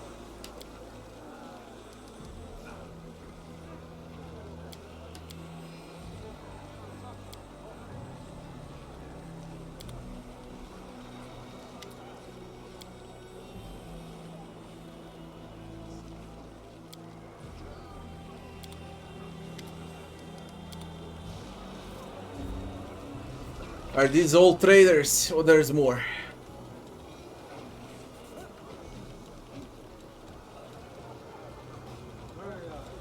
I kinda wish there was more, you know. Guys, for today that's gonna be it. It's 5 a.m. More than 5. 5:10. People. Oh shit. I'm up to bed. We continue tomorrow, as usual. Thanks for watching, guys. And I wish you all good night. Tomorrow, same as today, I'll start earlier and we're gonna play for at least 10 hours. People, thanks for watching. Good night to everyone.